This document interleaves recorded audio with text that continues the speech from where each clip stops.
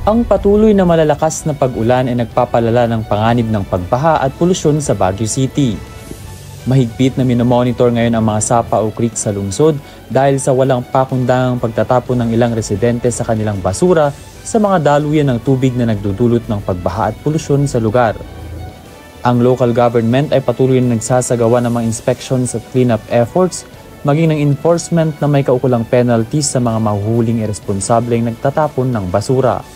Sa kasalukuyan, ang anti-littering ordinance ng lungsod ay nagtatakda ng mga parusa na may multa mula 1,000 pesos hanggang 5,000 pesos o community service na umaabot ng hanggang 36 hours para sa mga individual at multa mula 3,000 hanggang 5,000 pesos kasama ang suspensyon at pagbawi ng mga permit sa negosyo para sa mga establishmento.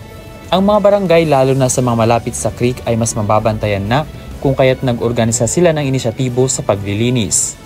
Ngunit sa naging kondisyon ng panahon kamakailan, ang sitwasyon sa mga daluyan ng tubig ay nanganganib dahil sa pagkalat ng mga kontaminante at iba pang uri ng basura.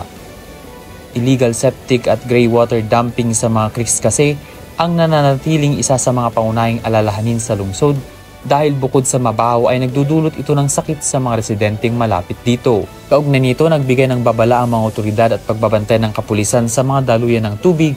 Kaya ang iba't ibang istasyon ng pulisya ay nagsagawa ng ocular inspections sa mga sanga ng ilog na kanilang mga nasasakupan at nabuo ang listahan ng 5 pinakamaduming creek sa lungsod.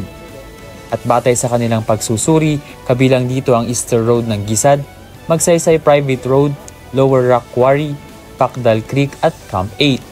Samantala, patuloy na binabantayan ng mga opisyal ng barangay sa Magsaysay Private Road ang mga metal screen guards na inilagay bilang hakbang sa pagpigil sa pagbaha upang maiwasan ang pagdaloy ng putik at basura ng direkta sa ilog. Dahil dito bumabagsak ang maraming basura, nagsagawa muli kanina ang mga opisyal ng barangay ng paglilinis kung saan tinanggal nila ang mga halo-halong basura katulad ng mga halaman, construction materials, sako, mga tela at iba pa. People are very irresponsible.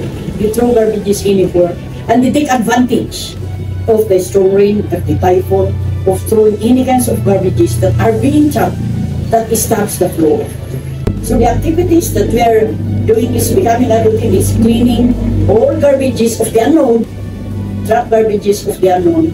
Nanawagan ang punong barangay para sa kooperasyon ng residente na nasa bandang itaas o nasa kabilang barangay para matigil na ang pagsasamantalang pagtatapon ng basura sa mga creek. What I'm asking for is the cooperation of the upstream not to give on throw, not to take advantage of the rain and throw any kinds of garbages so that it will not cause flooding to the houses of Bison and the house just beside where the trap is.